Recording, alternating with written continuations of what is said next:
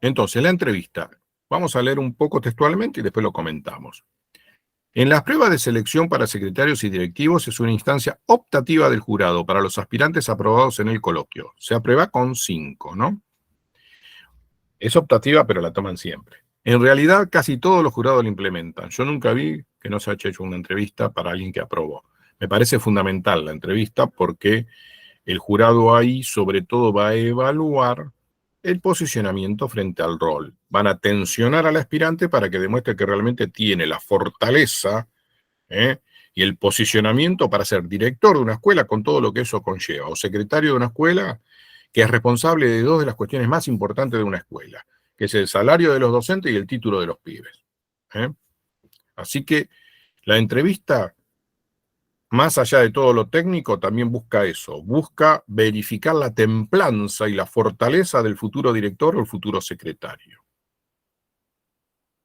El jurado establece el objetivo de la misma. Tiene libertad para plantearla como un complemento del coloquio o en forma independiente al mismo.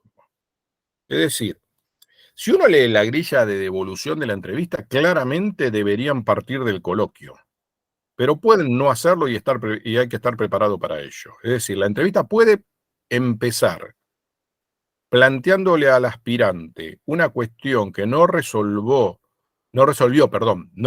del todo en el desarrollo del coloquio, o puede ir a un tema absolutamente independiente, y la verdad que tiene derecho a hacerlo el jurado. Aunque, en general, empiezan planteando aspectos no abordados en el coloquio. La grilla para la evaluación de la entrevista, incluida como anexo 6 en la disposición de llamado prueba de selección, nos permite reflexionar sobre cómo debemos abordar la misma. Y yo hice una lectura de la grilla, en este caso no como en la del coloquio, porque me parece que así podemos entender mejor qué busca el jurado de la entrevista.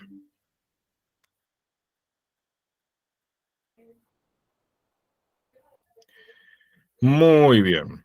Acá también tenemos dos ítems.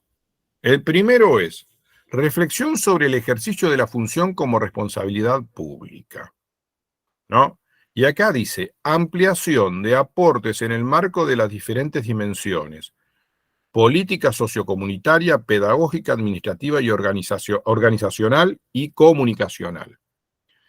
En uno de los encuentros vimos que todas las disposiciones hablan de las prácticas del secretario, las prácticas del director, y que las divide en 4 dimensiones: la política, que incluye la sociocomunitaria, la pedagógica, la administrativa, organizacional, que es la misma, y la comunicacional. Entonces, ¿qué se va a fijar el jurado? Si amplias aportes. Si dice ampliar aporte, ¿qué significa? ¿Qué vas a ampliar? Vas a ampliar lo que dijiste cuando, en el coloquio. Entonces, yo puse lo siguiente: reflexiones sobre el ejercicio de la función como responsabilidad pública, dice la grilla. El jurado pretende que en todas las intervenciones el aspirante demuestre su posicionamiento como garante de la política pública. Esto es fundamental, ¿no? Sobre todo para el director, pero también para el secretario. En todas las intervenciones se debe de notar de que ustedes se tienen que presentar como capaces de implementar la política pública, preocupados por la implementación real de la política pública. En secundaria, la inclusión, que los chicos tengan el título. Por eso, el título de este ítem es Reflexión sobre el ejercicio de la función como responsabilidad pública. Después habla de ampliación, entonces yo saco la siguiente conclusión. Al hablar de ampliación, presupone que la entrevista parte del informe. No, esto no es el informe de visita. Parte de él, porque esto está mal. Esto estaba pensado para el inspector, esta parte. Parte del coloquio. Muy bien. En ese caso suelen arrancar de aspectos incompletos o erróneos del coloquio. ¿eh? De todas maneras,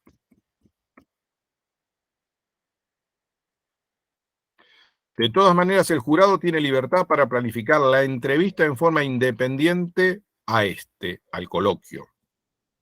La grilla de devolución del coloquio y de la entrevista es la misma para secretario y para director y para inspector. Bien. El otro punto de este ítem de reflexión sobre el ejercicio de la función como responsabilidad pública. Fundamentación política pedagógica sustentada en hechos, datos y categoría de análisis. ¿De qué hablamos cuando hablamos de datos, hechos y categoría de análisis? Se valora la pertinencia del aspirante a utilizar diferentes categorías de análisis para describir un proceso. Por ejemplo, la repitencia puede tener como categoría de análisis propuestas de enseñanza y evaluación inadecuadas, ¿no? Que impactan en bajas calificaciones de los alumnos. Puede tener como otra categoría de análisis la repitencia, las intervenciones institucionales frente a la inexistencia de los alumnos. Una cosa es una escuela que se ocupa de las inexistencias de los alumnos, implementa la 736 del 12 y el régimen académico, hace intervenir al equipo de orientación escolar. Y otra cosa es una escuela que no toma ni las acciones preventivas ni las de intervención frente a la inexistencia de los alumnos. Y eso impacta en la repitencia, sin duda. Y eso es una categoría de análisis de la repitencia. La existencia de propuestas de enseñanza que atiendan a la diversidad, por supuesto que impacta la repitencia. Propuestas de enseñanza homogéneas que no atienden a la diversidad generan repitencia. Y la no supervisión de las prácticas docentes también es un factor negativo que va a influir para que repitan más pibes. Si hay docentes que enseñan mal y el director no hace nada, es decir, la problemática es de repitencia y ustedes como directores tienen que ser capaces de establecer distintas categorías de análisis de ese fenómeno. Y si son capaces de eso, va a ser sumamente ponderado. Eso significa fundamentación política pedagógica sustentada en hechos, datos y categorías de análisis. Porque a veces la grilla no se explica y en realidad es muy importante, porque con la grilla califican los jurados. Y lo segundo el segundo ítem que se va a calificar es tu capacidad comunicacional. ¿Y qué se busca? Claridad, coherencia y pertinencia de la información. Es decir, si te preguntan por repitencia, tienen que hablar de repitencia, ser coherente, analizar las distintas posibles causas y explicarlas. Y yo hice el siguiente comentario sobre esto.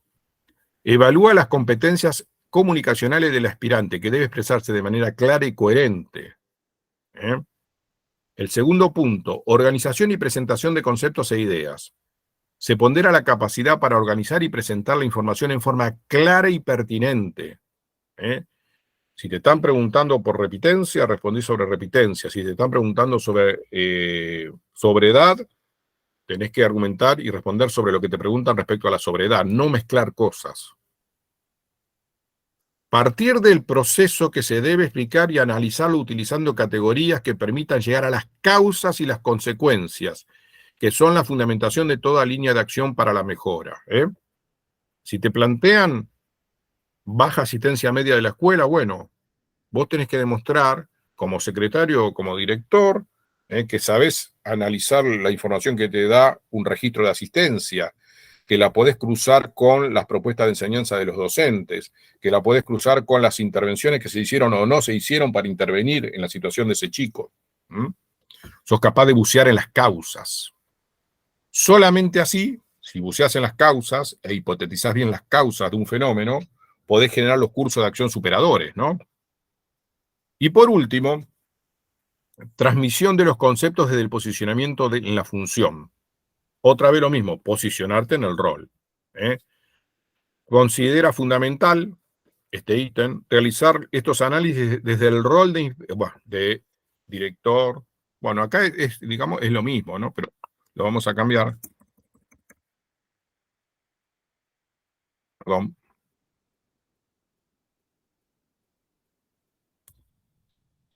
Director / secretario.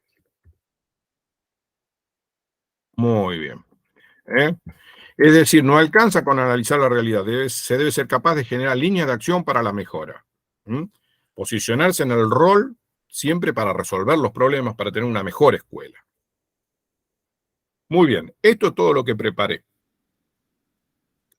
Se puede hablar mucho más tiempo, se puede profundizar en otros aspectos, pero me parece que ya es suficiente porque después de casi 2 horas se, se, se, se vuelve más difícil seguir con atención un relato algo expositivo, como lo que suelo tener yo por un defecto de origen, por ser profesor de historia quizás, pero bueno, estos encuentros son así, son más bien de carácter expositivo.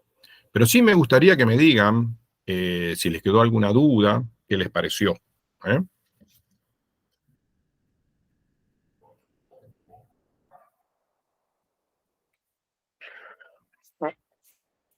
Después les vamos a enviar todo esto para que les sirva a ustedes para prepararse para la prueba. Entonces, ¿alguna duda, alguna cuestión que quieran plantear? No, hola, mi nombre es Rosa. La verdad Dale. que bien, totalmente clarificador. No tenía esta parte, nunca llegaban a explicarme bien cómo era la cuestión de la segunda parte del coloquio y cómo era más o menos las partes, pero esta descripción minuciosa, aparte de ponernos alerta, nos moviliza para cuestiones nuestras que tenemos que poner en valor. Y esto la verdad que nos sirve. Bueno, Gracias, gracias. muchas gracias, Rosa, muchas gracias a todos los que están escribiendo. A mí me parece que muchas veces se descuida la entrevista y es importante, ¿no? Porque si bien lo principal es pasar el coloquio, que es la primera instancia, la entrevista es 1/3 de la calificación que van a obtener. Y el jurado en la entrevista trata de poner en tensión al aspirante muchas veces, ¿eh? Y ahí ustedes tienen que demostrar que están posicionados frente al rol. Muchas veces una pregunta hacia el aspirante lo pone en tensión con la necesidad de intervenir frente a docentes que no implementan el asesoramiento que se les da. Y les cuesta mucho decir al director que finalmente esto va a impactar en dónde, en la calificación del docente. Porque la verdad es que los docentes tienen sus derechos laborales que son absolutamente respetables y está bien que existan, todos deben de tener estos derechos garantizados. Pero el principal rol del director son los jóvenes. ¿eh? Y lo que nosotros tenemos que garantizar es que los jóvenes aprendan y estén incluidos en la escuela. Todos somos docentes y todos luchamos por nuestros derechos, pero también nosotros tenemos un sindicato y somos adultos. Los pibes muchas veces no tienen nada. Y si ni siquiera el director es capaz de realizar un acompañamiento, de escucharlo, se complica y el futuro del país depende de los jóvenes. El capital verdadero de un país es el capital humano y el capital humano lo formamos nosotros en las escuelas. Bueno, yo creo que entonces, no sé si hay alguna pregunta más. Les deseo muchos éxitos en la prueba de selección. Ojalá puedan merituar y puedan construir una escuela mejor para nuestros jóvenes, lo que todos queremos. Muchas gracias por haberme escuchado. Bueno, muy buenas tardes a todos y a todas. Me presento, Darío Lator. Muchas gracias, José Cerone. Valga el agradecimiento de parte del Observatorio Educativo, a vos, a Miriam, en este cierre del ciclo de las capacitaciones organizadas por el Observatorio Queda Educativo. una todavía, Darío. Queda una. Sí, sí. Y llevar algo de información también, José, desde ya agradecer mucho a todas y todos los que están participando, los que han participado, los que han sostenido este espacio, desde ya valiosísimo, muy enriquecedor. La palabra de José, la verdad que y de Miriam son siempre referencias primeras y sobre todo para quienes se decidieron a encarar unas pruebas de selección, digamos, ir por esa instancia, y donde está la decisión desde la convicción, porque tiene que ser desde ahí para estar al frente de una institución educativa, un servicio educativo, gestionando, conduciendo, garantizando el derecho social y personal a la educación, ¿no? Que es tan importante. Desde este lugar, desde ya motivarlos mucho a que así lo hagan, Sí me piden las compañeras del observatorio que insista sobre que el material que se fue trabajando y que guió las exposiciones, las clases, las capacitaciones de José, de Miriam, va a ir llegando, ¿sí? Se los van a enviar por mail, saben que eso va a llegar. También, como decía José, hay una demanda en cuanto al nivel secundario de generar otro espacio de capacitación en relación al acompañamiento de las trayectorias, a participación estudiantil, así que eso se va a estar generando, se va a estar organizando, ahí creo que es parte de lo que José ya está adelantando ahora. Y bueno, me quedó a cargo el cierre, estaba previsto que Claudia lo hiciera, Claudia Yerbón, tuvo ahí un pequeño imprevisto, así que no estaba pudiendo llegar, me tocó a mí en esta oportunidad. Así que bueno, José, no sé si te quedó algo ahí en el tintero. No, agradecer al observatorio que me da la oportunidad de poder realizar estas charlas de algo que me gusta tanto. Y bueno, como dijiste vos, Darío, desearle lo mejor a todos los que participaron de este encuentro, que vayan con mucha fe, con mucha confianza, ¿eh? Y bueno, ojalá que dentro de un par de semanas todos estén ya merituados, ¿eh? Ojalá Muchas que así gracias, y sea. el jueves que viene cerramos con un contenido fundamental, que es la participación de los jóvenes. Muy bien. Muy, muy, muy eje de la política educativa, sobre todo de nivel Confirmado, entonces. secundario. ¿Eh? Confirmado. Ahí estaremos. Muchas gracias a todos, y a todas. Chau, chau. Hasta luego. Gracias, José, como José. siempre. Muchas Gracias, gracias. Miriam. Chau, chau. Miriam, Gracias, Darío. Un un besito saludo para grande. todos. Gracias a ustedes. Gracias. Saludos a cada uno. Gracias, José, Darío, No, Miriam, gracias, a todos Miriam. Chau, los chau. del Miriam. observatorio, y gracias por confiar. Gracias por estar presentes en esta capacitación y felicitaciones a las y los colegas que van a seguir sumándose, ¿no? Desde la gestión para hacer realidad todo esto que es fundamental. Llevar a la aula las leyes y los derechos que necesitamos tanto. Muchas gracias, un placer. Gracias. Gracias a Igualmente. todos, hasta luego. Chau, chau. Hasta luego.